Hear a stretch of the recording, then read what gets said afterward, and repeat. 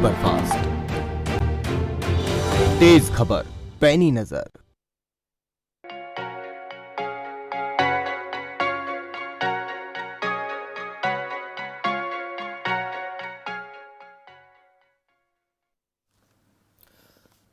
नमस्कार, खबरफास्ट के खास कार्यक्रम आपका डॉक्टर में मैं हूं आपके साथ भविष्य त्यागी।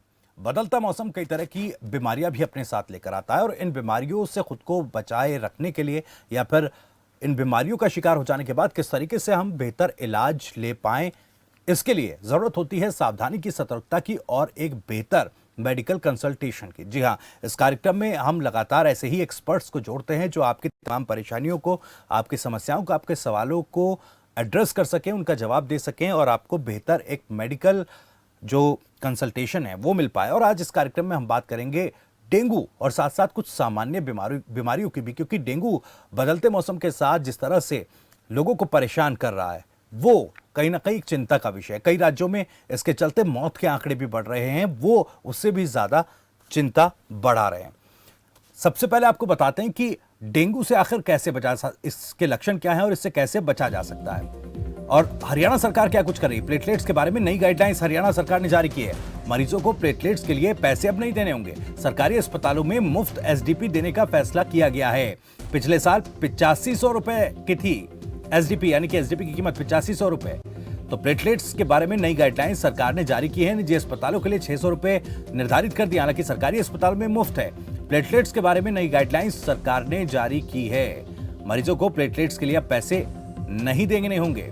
सरकारी अस्पतालों में मुफ्त एसडीपी देने का फैसला किया गया है। डेंगू के लक्षण क्या है ये भी आपको बता दें। तेज बुखार, ठंड लगना, जोड़ों और मांसपेशियों में दर्द, आंखों में जलन, थकान और ऐंठन,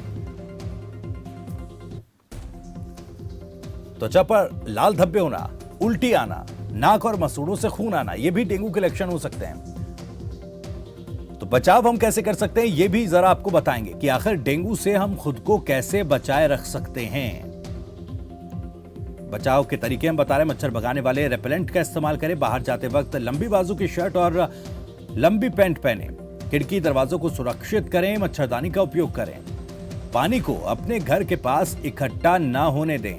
कूलर, प्लांटर्स, स्टोरेज का पानी बदलते रहें। बारिश के पानी में ना खेलें। किचन में खाद्य पदार्थों को ढककर रखें। बाहर का खाना ना खाएं। हाथों को 20 सेकंड के लिए नियमित रूप से धोएं। छींकने खांसने के वक्त मुंह और नाक ढक लें। थोड़े थोड़े वक्त पर गर्म पानी पीते रहें। मच्छर भगाने वाले रेपेलेंट, क्रीम, कॉइल और स्प्रे का इस्तेमाल करें। बाहर जाते वक्त लंबी बाजू की शर्ट और लंबी पैंट पहने। खिड़की दरवाजों को सुरक्षित करें। मच्छरदानी का उपयोग करें। ये वो चीजें हैं जिससे आप डेंगू से खुद को बचाकर रख सकते हैं। हम लगातार ये भी जानकारी आपको दे रहे हैं कि हरियाणा सरकार क्या कुछ कर रही है। प्लेटलेट्स के बारे में हरियाणा सरकार ने नई गाइडलाइंस जारी की है। इस बार मरीजों को प्लेटलेट्स के लिए पैसे नहीं देने होंगे। तो कुछ खास मेहमान यानी कि मेडिकल एक्सपर्ट भी हमारे साथ इस कार्यक्रम में जुड़ते हैं जो आपके सवालों का सीधा जवाब देते हैं। उनसे भी बातचीत होगी। आपके सवाल भी हम एड्रेस करेंगे। नंबर्स लगातार आपके टीवी स्क्रीन पर फ्लैश होंगे जिन पर फोन कर हमारे मेडिकल एक्सपर्ट से आप अपने सवालों के जवाब ले सकते हैं। हमारे साथ डॉक्टर मान सिंह जुड़ेंगे, एसएमओ और नोडल अधिकारी हैं कोविड-19 बल्लभगढ़ जोन के। और हमारे साथ फिलहाल डॉक्टर भोला जुड़ गए हैं, उप चिकित्सा अधिकारी हैं सिविल अस्पताल जिन के। डॉक्टर भोला, बहुत बहुत स्वागत है खबरफास्ट पर। जी डॉक्टर भोला, लगातार हम डेंगू को लेकर आजकल कई प्रोग्राम्स कर रहे हैं ताकि लोगों के बीच एक जागरूकता बढ़े, क्योंकि देखिए काफ़ी नंबर्स इस बार डेंगू के मरीजों के ज़्यादा बढ़ रहे हैं। तो सबसे पहले मैं आपसे सवाल पूछना चाहूँगा कि आखिर जैसा कि हम देखते हैं आमतौर पर हमें नॉर्मली बुखार होता है, हम शुरुआती दवाइयाँ लेते हैं, सेल्फ ट्रीटमेंट या सेल्फ मेडिकेयर को तरजीह देते हैं। लेकिन क्या इस वक्त में जब डेंगू के केस इतने आ रहे हैं तो क्या ये सेल्फ मेडिकेशन जायज़ है या सही तरीका है, क्योंकि रेक्टिफाई केस नहीं होते और बाद में खतरनाक हो जाता है।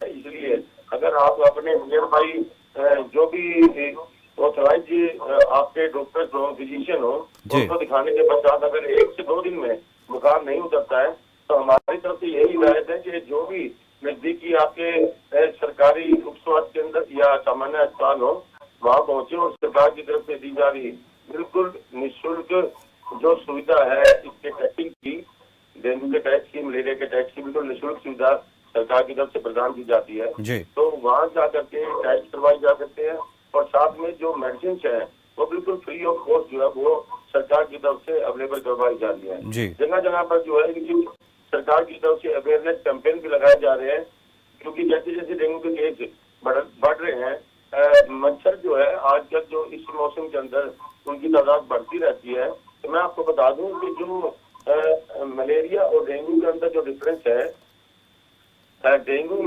का जो फीवर होता है उसके अंदर जो आम फीवर होते हैं उसकी कंपैरिजन के अंदर सिर्फ ये फर्क होता है कि बुखार इसके अंदर होता है, बहुत हाई फीवर होता है, लगातार बुखार होता रहता है, 103 से 104 तक भी बुखार होता है।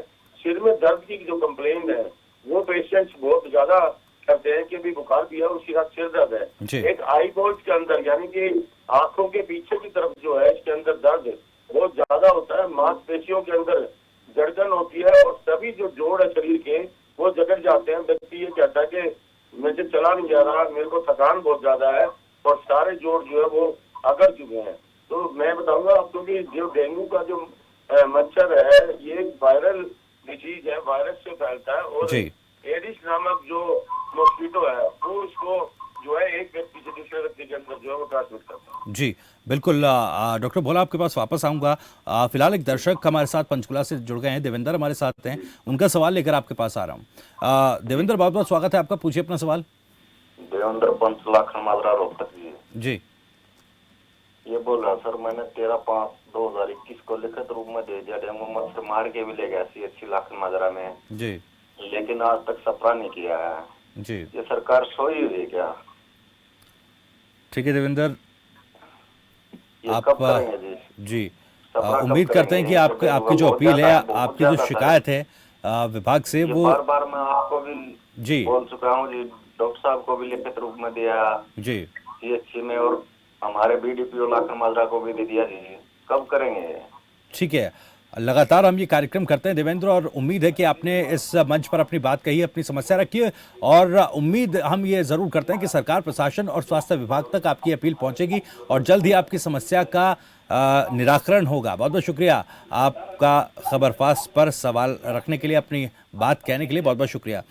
डॉक्टर साहब, एक सवाल मेरा ये था, क्योंकि आमतौर पर मच्छरों से होने वाली बीमारियां कई हैं, मलेरिया है, चिकनगुनिया है, डेंगू है, साथ साथ एक जीका वायरस भी आजकल बड़ा सुनने में आता है। मैं इनके बीच का एक अंतर आपसे समझना चाहता हूं ताकि कभी कोई इस तरह की बीमारियों का शिकार हो तो वो ये रेक्टिफाई कर पाए कि आखिर मुझे हुआ क्या है।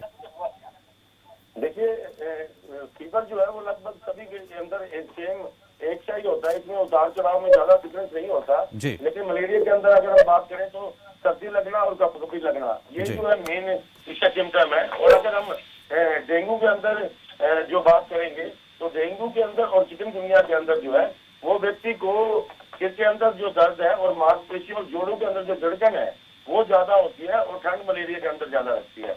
और जीका वायरस की जो केसेज है वो लगभग नेग्लिजिबल है। जीका आजकल के मौसम के हिसाब से डेंगू के केसेज थोड़े से बढ़े हैं, लेकिन सरकार की तैयारियां जो है वो लगभग पूरी है।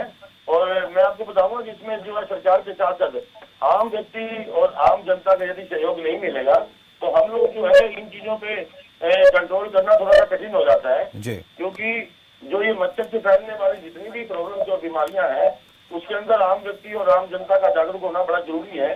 क्योंकि ये डेंगू का जो मच्छर है ये मैं आपको बताऊंगा साफ पानी के अंदर तो फैलता है और ये दिन के समय काटता है। और एडिस नामक जो मॉस्किटो है ये एक व्यक्ति से दूसरे व्यक्ति के अंदर स्प्रेड करता है और इसकी जो बनावट है इसके शरीर के ऊपर जो है वो व्हाइट रंग के चटके होते हैं, सफेद रंग के, और इसीलिए इसको टाइगर मॉस्किटो भी कहा जाता है। और दिन के समय जो है इसकी काटने की हैबिट रहती है, ज्यादा इसकी खुद की लंबी उड़ान नहीं होती, ज्यादा से ज्यादा ये जो है 3-4 जो है वो मीटर तक जो है दौड़ सकता है, उड़ सकता है ऊपर।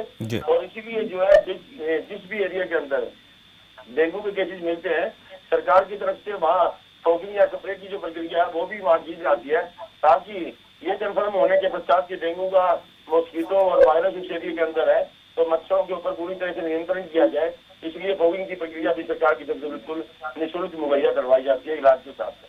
जी डॉक्टर साहब, मैं एक और सवाल, क्योंकि डेंगू में अक्सर ये देखा जाता है कि बहुत ज़्यादा बॉडी पेन होता है, बॉडी एक होता है, और इसे कहा भी जाता है कि बोन ब्रेकिंग फीवर, ऐसा क्यों, क्या वजह है?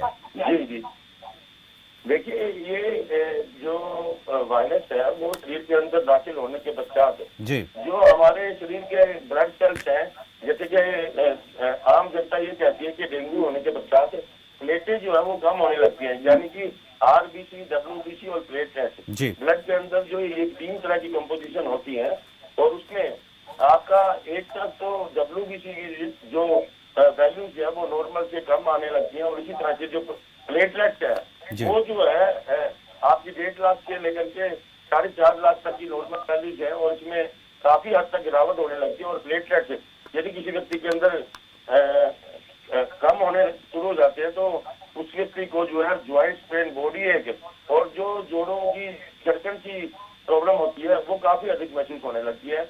और उसके लिए आम व्यक्ति को इलाज के साथ साथ ये जरूर चाहिए कि जो शरीर के अंदर जो है वो ब्लड के अंदर जो प्लेटलेट्स की कमी हुई है उसकी भरपाई करने के लिए दवाइयों के साथ साथ उसको फ्लूइड और लिक्विड डाइट उसका विशेष ध्यान रखना पड़ता है। लिक्विड डाइट के अंदर हम लोग ये एडवाइस करते हैं कि किसी भी आम व्यक्ति को 8 से 10 लीटर लिक्विड डाइट जो है तरल पदार्थ लेने चाहिए, चाहे उसके अंदर गुनगुना पानी हो, चाहे उसके अंदर ORS का घोल हो, चाहे उसके अंदर दूध की मात्रा हो, छाछ वाली ताजी लस्सी का उपयोग हो, जूसेस वगैरह हम लोग बताते हैं। साथ में अगर बकरी का दूध अवेलेबल हो सके वो भी प्लेटलेट बढ़ाने के लिए काफी कारगर सिद्ध होता है। और लास्ट में जो है वो जो ताजा हरा नारियल का पानी होता है उसके सेवन के साथ भी जो है वो प्लेटलेट की मात्रा और रिकवरी के अंदर काफी मदद मिलती है, क्योंकि नारियल पानी के अंदर जो है वो इलेक्ट्रोलाइट की मात्रा काफी अधिक होती है और पेशेंट को रिकवरी करने में सहायक सिद्ध होती है। ठीक है, चलिए डॉक्टर साहब, एक और सवाल मैं यहाँ पर आपसे पूछना चाहूँगा, क्योंकि हम कई तरह बचाव के जो तरीके होते हैं, मस्कीटो रेपेलेंट या फिर कॉइल या फिर इस तरह की जो स्प्रे वगैरह चीज़ें आती हैं, ये कितनी सुरक्षित होती हैं अडल्ट्स के लिए या फिर बच्चों के लिए भी? देखिए, जैसा कि आजकल का जो सीजन चल रहा है जिसमें कि मलेरिया, डेंगू जैसे केसेस काफी बढ़ रहे हैं जी, उसके अंदर सबसे पहले तो सरकार की तरफ से यही हिदायत है कि मॉस्किटो की जो ब्रीडिंग है कि जो जहाँ पे मॉस्किटो पैदा होता है, जैसे कि डेंगू का मच्छर जो है वो ताजे पानी के अंदर पैदा होता है, तो हमें अपने घरों में, अपने घरों के आसपास या तटों पे ये देखना है कि पानी कहीं पे अगर इकट्ठा हो रहा है तो उस पानी को इकट्ठा ना होने दें, ताकि मच्छर वहाँ ना पनपे और मच्छर अपने बच्चे और लार्वा वहाँ ना दे, ताकि और ज्यादा मच्छरों की तादाद ना हो सके। यानी कि जैसे कि घरों के बाहर देखने में मिल जाता है, कई बार हम लोग गाड़ी की सफाई में या बाकी चीजों में पानी का इस्तेमाल करते हैं, वो पानी वहाँ रुका रहता है, कोई खड्डा या कोई मतलब घर के बाहर अगर छेद हो जाता है तो वहाँ भी पानी इकट्ठा होना शुरू हो जाता है, उसको हम मिट्टी से भर सकते हैं। इसी तरह से छतों के ऊपर भी हम लोग देखते हैं कि अपनी साफ सफाई के दौरान जितने वेस्ट प्रोडक्ट होते हैं उनको घर की छतों के ऊपर रख देते हैं, चाहे वो बर्तन हो टूटे हुए या फिर टूटा हुआ मटका हो या कुछ और चीजें हो, और जो जब छत पर रखी हुई जो टंकी है वो ओवरफ्लो हो जाती है या बारिश का पानी होता है उनमें एकत्रित हो जाता है और मॉस्किटो ब्रीडिंग के चांसेस होते हैं। यानी कि हम अपने घरों में यदि पानी को इकट्ठा ना होने दें, किचन के अंदर की जो हाईएस्ट सोर्स है ब्रीडिंग का वो फ्रिज के आसपास देखने को मिलता है। फ्रिज के जो पीछे की जो ट्रे होती है जिसको हम डीफ्रोस्ट करने के पश्चात पानी इकट्ठा हो जाता है, या कुछ लोग जो है वो ग्रामीण इलाकों में फ्रिज के नीचे चारों कोने में कटोरियां और पानी डाल देते हैं, उसकी वजह से भी मॉस्किटो ब्रीडिंग वहाँ पर देखने में मिलती है। तो इन चीजों से हम मॉस्किटो ब्रीडिंग को रोक सकते हैं, और साथ ही साथ अपने बचाव के लिए छोटे बच्चे, बड़े बुजुर्ग सभी लोगों को मौसम को देखते हुए पूरी बाजू के वस्त्र धारण करने चाहिए, और सोने से पहले जो है वो मॉस्किटो रिपेलेंट है उनका अगर हम कुछ समय तक इस्तेमाल करें, जैसे कि सोने से पहले मॉस्किटो रिपेलेंट को जला दिया जाए, और जो मॉस्किटो खिड़की दरवाजे अगर हम खोलें तो जितने भी मॉस्किटो जो है वो बाहर की लाइट की तरफ मॉस्किटो रिपेलेंट के बाद चले जाते हैं, या नेट का इस्तेमाल कर सकते हैं सोते समय हम लोग। तो इन चीजों से जो है मॉस्किटो को काटने से बचा जा सकता है, और जो उनके फैलने वाली बीमारियां हैं चाहे वो मलेरिया या डेंगू है उनसे भी बचा जा सकता है। जी बिल्कुल। और हमारे साथ डॉक्टर मान सिंह भी सर जुड़ गए हैं, एसएमए हुए और नोडल अधिकारी कोविड-19 बल्लभगढ़ जोन। डॉक्टर मान सिंह, बहुत बहुत स्वागत है आपका। एक कॉलर हमारे साथ जुड़ गए हैं, जितेंद्र है रोहतक से, उनका सवाल लेकर आपके पास आ रहा हूँ। जितेंद्र, बहुत बहुत स्वागत है, पूछिए अपना सवाल। हाँ जी, नमस्कार जी। जी नमस्कार। डॉक्टर साहब, गले में खराश हो रहा है जी 2 दिन से। जी डॉक्टर मान सिंह, क्या गले में खराश अगर है किसी व्यक्ति को, तो क्या ये भी डेंगू का कोई लक्षण हो सकता है? की तरफ ज्यादा देख रहा है, वैसे ज्यादातर चांस कोल्ड की वजह से हो।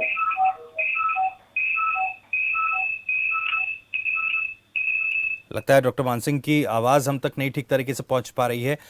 जल्द ही ये तकनीकी दिक्कत दूर करके डॉक्टर मान सिंह से फिर से हम जुड़ेंगे और तमाम सवालों के जवाब लेंगे।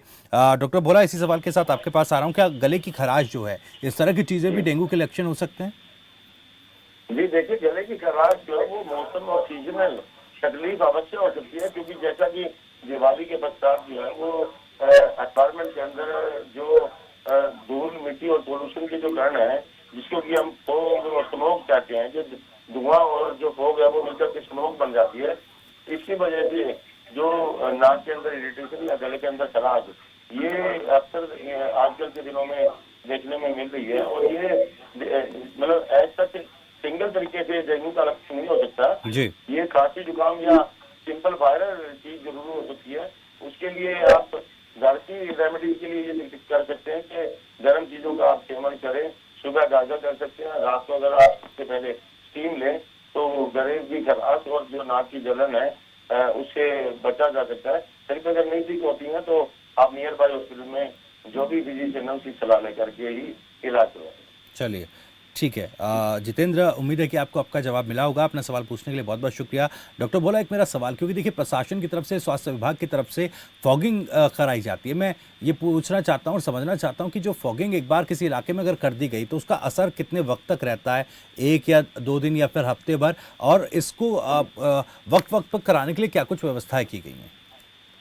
जी देखिए, सरकार की तरफ से तो ये हिदायत है कि जहाँ भी डेंगू का केस हमारे पॉजिटिव निकलते हैं जी। वहाँ पर जो नियर बाई 50 हाउसेस होते हैं वहाँ पर डेंगू के लिए एंटी डेंगू को लेकर के फॉगिंग करवाई जाती है। उसका कारण ये है कि 50 हाउसेस को इसलिए कवर किया जाता है कि जो डेंगू के एडिस मॉस्किटो की जो उड़ान होती है और जो उसकी फ्लाइट होती है कि वो कितनी दूर तक जा सकता है, वो लगभग मैक्सिमम जो 50 घर तो कवर कर सकता है। यानी कि अगर हम लोग डेंगू के केसेस को जितनी जल्दी डिटेक्ट करेंगे उतनी जल्दी ही उनका जो स्प्रेड का जो कारण है, यानी कि मॉस्किटो जिस इलाके के अंदर है उसको वहाँ पर हम लोग रोक रखा पाएंगे, ज्यादा उसकी उड़ान नहीं होती है। इसलिए 50 हाउसेज का क्राइटेरिया जो सरकार की तरफ से रखा गया है। दूसरी चीज, एक बार जो फॉगिंग कर दी जाती है तो एनवायरमेंट के अंदर जो है वो अगले 24-48 घंटों तक रहती है, और जो डेंगू का मॉस्किटो वहाँ पर होता है जिसके अंदर की वो वायरस होते हैं, वो जब समाप्त हो जाता है तो उसके पश्चात अगर वो उनका असर फॉगिंग का ना भी रहे तो ये जरूर हो जाता है कि वहाँ डेंगू का जो मॉस्किटो था वो समाप्त हो गया, यानी कि आगे जो स्प्रेड होना था उसके ऊपर रोक लग चुकी है। आगे जो नंबर ऑफ केसेस जो बढ़ने थे, और सरकार का टारगेट यही होता है कि जो डेंगू का पॉजिटिव केस है उसको एक तरफ इलाज भी किया जाए और जो उसका रीजन है, कोज है, उसको जो है वहीं ऑन द स्पॉट जो है वो माफ किया जाए, जिसके लिए की फॉगिंग प्रक्रिया अपनाई जाए। चलिए ठीक है। एक और कॉलर डॉक्टर साहब राजेंद्र हमारे साथ जीन से जुड़ गए हैं। राजेंद्र, बहुत बहुत स्वागत है, पूछे अपना सवाल। नमस्कार डॉक्टर साहब। जी नमस्कार। सर मैं ये पूछना चाह रहा हूँ कि जैसे ही मौसम चेंज होता है तो मेरे को है ना वो मौसम के हिसाब से दिक्कतें होनी शुरू हो जाती है। गले में है जैसे बुखार फीवर महसूस होने लगता है। जब डॉक्टर के पास जाता हूँ तो डॉक्टर में भी वो रिपोर्ट नॉर्मल बताता है, पर ये कि शरीर का टेम्परेचर जो हाई दिखाता है। जी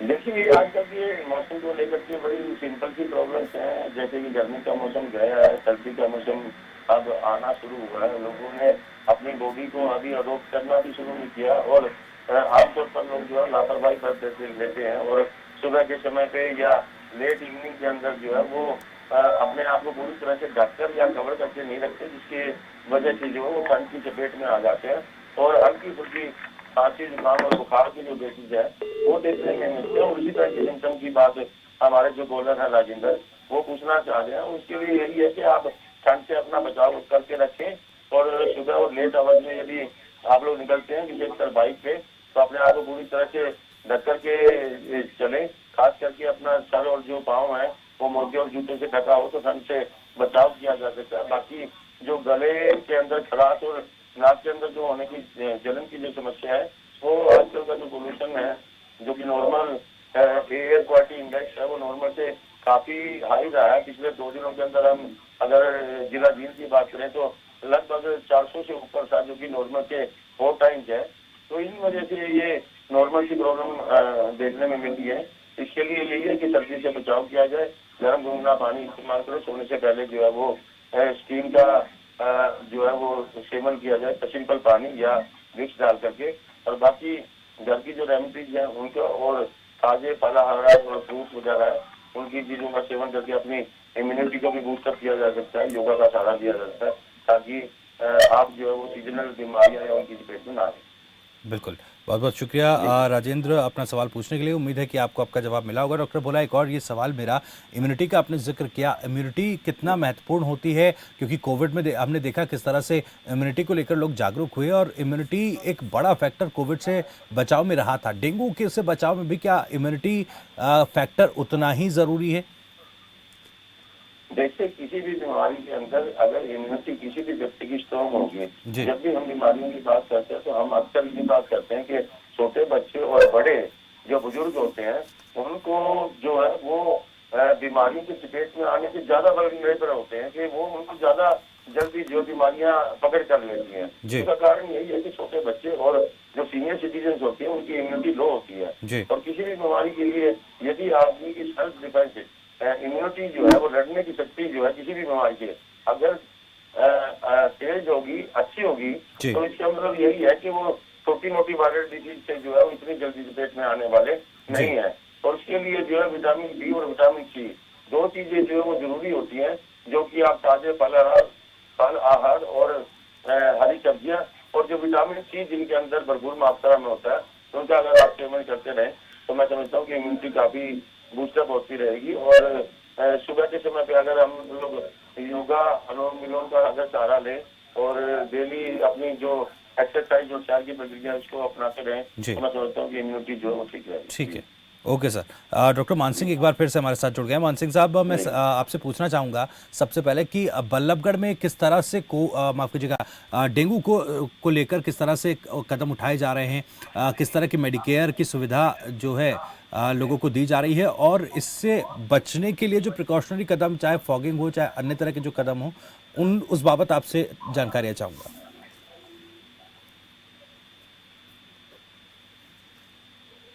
मान सिंह जी सुन पा रहे हैं?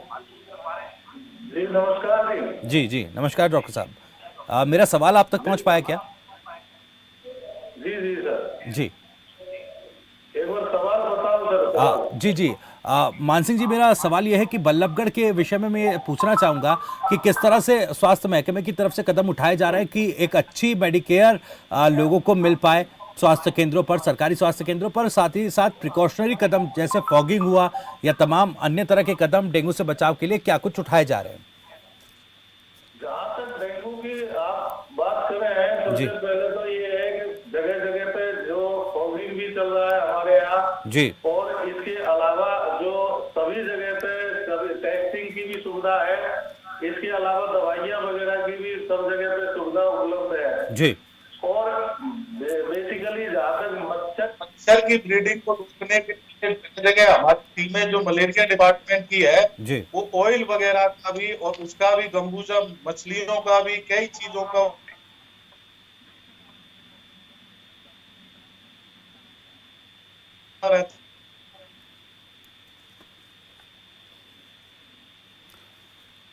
लगता है संपर्क एक बार फिर से टूट गया है मान सिंह जी का।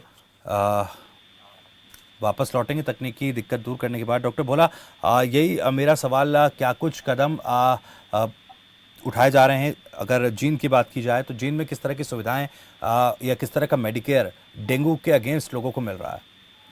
देखिए, आज तक का सीजन चलता है जिसमें फीवर के केसेस बढ़ रहे हैं, सरकार की तरफ से यही मोटो होता है कि जितनी ज्यादा से ज्यादा हम लोग ब्लड स्लाइड या ब्लड स्मीयर एकत्रित कर सकें। इसके लिए जो है मलेरिया डिपार्टमेंट की तरफ से पूरा अभियान चलाया जाता है रूरल और अर्बन एरिया के अंदर, जी ताकि छोटी से छोटी एक ग्रामीण इलाके को पीएचसी के थ्रू और बड़े इलाकों को अर्बन पीएचसी और सामान्य अस्पताल और सीएचसी के थ्रू कवर किया जाती जी। है। हमारे जितने भी मेल और फीमेल वर्कर्स हैं वो अपने एरिया में बीट के हिसाब से पहुंचते हैं, और जितने भी उनके अंडर हाउसेज पड़ते हैं, एक गांव के अंदर जितने हाउसेज एक एमपीडब्ल्यू के अंडर में पड़ेंगे, वो उन सभी हाउसेज को सर्वे करते हैं और उनके अंदर जितने भी फीवर के केसेज होते हैं उनकी वो स्लाइड तैयार करते हैं, और स्लाइड को फिर वो नेक्स्ट जो है वो एग्जामिनेशन के लिए भेजी जाती है, ताकि उनमें ये डिटेक्ट हो सके कि कहीं मलेरिया के कीटाणु तो नहीं है। और यदि उनको मलेरिया की ट्रीटमेंट के पश्चात जो है अगले 2 दिन तक नहीं आराम आता है, तो उनको पीएचसी से सामान्य अस्पताल की तरफ भेजा जाता है कि आप लोग बचे हुए जो सीपीसी और डेंगू का टेस्ट है, जो कि ग्रामीण इलाकों से पीएचसी लेवल पर नहीं हो पाता, उनको डीएस पे भेजते हैं ताकि वहाँ डिटेक्ट हो सके। सरकार की तरफ से सुविधा भी ग्रामीण इलाकों में और अर्बन एरिया में बिल्कुल निःशुल्क है, और ट्रीटमेंट भी इसका एडमिशन से लेकर के कोई व्यक्ति हॉस्पिटल में हॉस्पिटलाइज होकर के इलाज करवाना चाहता है या घर पर रहकर के इसका इलाज करवाना चाहता है, जी। दोनों तरफ से निःशुल्क सुविधा है। यदि आदमी व्यक्ति जो है वो कंफर्टेबल है कि वो घर पर रहकर भी इलाज करवा सकता है, तो उसको ट्रीटमेंट जो है वो घर पे उपलब्ध करवाया जाता है। यदि व्यक्ति के अंदर वीकनेस, कमजोरी, ज्वाइंट्स पेन और वोमिटिंग और इस तरह की प्रॉब्लम अगर आ जाती है, तो पेशेंट को एडमिट करना पड़ता है, और हम अपनी देखरेख के अंदर जो है उनको मेडिकेशन और फ्लूड, क्योंकि इसके अंदर जो फ्लूड, जैसे हमने अभी पीछे इम्यूनिटी की बात करी, तो इसके अंदर फ्लूड का जो है बहुत बड़ा रोल है। हम लोग जो इंडोर पेशेंट्स होते हैं उनको 2 से 4 लीटर जो है वो फ्लूड रिप्लेस करते हैं इंट्रावीनसली, और ओरली भी हम उनको बताते हैं कि जितना ज्यादा से ज्यादा तरल पेय पदार्थ वो ले सकते हैं, उतना ही ज्यादा उनको उनकी रिकवरी के अंदर जो है वो मदद मिलेगी। और बाकी जो इंजेक्टेबल्स, एंटीबायोटिक्स या दूसरी जो मेडिकेशन है वो हमारी साथ में उनके चलती रहती है, और इसलिए इम्यूनिटी के अंदर जो है वो तरल पेय पदार्थों का बड़ा रोल है। मैंने आपको बताया विभिन्न प्रकार के जितने भी आपका जूस है, दूध है, आपका बकरी का दूध जी। है, या फिर छाछ वाला लस्सी आपको अवेलेबल हो सकती है, हरा नारियल पानी है, ये सारी चीजें जो है तरल पेय पदार्थ के अंदर आती है, इम्यूनिटी को भी बूस्ट करती है, और जो हमारे डेंगू के केसेज है उनको रिकवर करने में काफी सहायक है। जी डॉक्टर साहब, एक सवाल मेरा है, क्योंकि देखिए हरियाणा में जिस तरह से सरकार कदम उठा रही है, एसडीपी के लिए किसी तरह का कोई चार्ज नहीं देना, टेस्ट जो है वो फ्री है, और निजी अस्पतालों के लिए भी टेस्ट की जो रेट है वो तय कर दिए गए हैं, लेकिन कई राज्यों में इस तरह की तस्वीर आ रही है कि मौत के आंकड़े डेंगू की वजह से बहुत ज़्यादा बढ़ रहे हैं। ऐसा क्यों? ऐसा किस स्थिति में या किस वजह से हो रहा है? देखिए, इसके अंदर जो है आम जनता को जागरूक होने की आवश्यकता है। मैं ये समझता हूँ कि जब सरकार अपनी तरफ से कोरोना से लेकर के डेंगू तक की सभी सुविधाएं और बाकी चीजें भी, ये तो हम और टॉपिक पे बात कर रहे हैं कि अभी पिछले कुछ महीनों पहले कोरोना गया और अब डेंगू का सीजन है, तो इन दोनों की और बाकी बीमारियों को लेकर के भी जब सरकार अपना मैक्सिमम बजट को हेल्थ के ऊपर लगाती है, और सरकार की तरफ से पूरा इंफ्रास्ट्रक्चर, पूरी तरह की इन्वेस्टिगेशन और पूरी मेडिकेशन जब फ्री ऑफ कॉस्ट अवेलेबल करवाई जा रही है, तो ये तो एक आम जनता और पब्लिक की चॉइस है कि वो प्राइवेट सेक्टर में जाना चाहता है या गवर्नमेंट सेक्टर का लाभ उठाना चाह रहा है। तो मैं ये समझता हूँ कि सरकार तो अपनी सुविधाएं ग्रामीण इलाकों से लेकर के अर्बन एरिया के अंदर पूरी तरह से दे रही है। एमपीएचडब्ल्यू भी हमारे पूरी तरह से जागरूक है। सीजन के अंदर घर घर जाकर भी स्लाइड बनाते हैं, उनको घर पे भी अगर पॉजिटिव केस आता है तो उनको टेलीफोनिकली भी हम लोग इन्फॉर्म कर रहे हैं कि आपको मलेरिया है।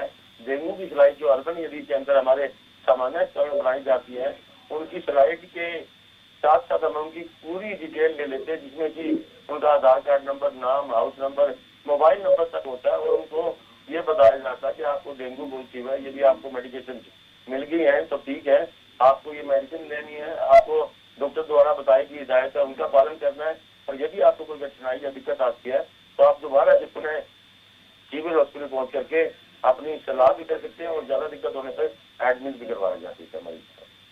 चलिए, बहुत बहुत शुक्रिया डॉक्टर भोला, आज हमारे इस खास कार्यक्रम आपका डॉक्टर में जुड़ने के लिए बहुत बहुत शुक्रिया। डॉक्टर मानसिक भी हमारे साथ जुड़े, आपका भी बहुत बहुत शुक्रिया। तो डेंगू को लेकर सतर्क होने की ज़रूरत है, सावधान रहने की ज़रूरत है, कई तरह के प्रिकॉशनरी कदम उठाकर कि जिस तरह से मस्कीटो रिपेलेंट्स हैं या फिर मस्कीटो नेट है, इन तमाम चीज़ों का इस्तेमाल करें। बदलता मौसम है, ये बदलता मौसम आपके लिए किसी तरह की परेशानी खड़ी ना करे, इसके लिए अपने डॉक्टर से भी वक्त वक्त पर सलाह लेते रहें। फिलहाल आज इस खास कार्यक्रम में इतना ही। नमस्कार।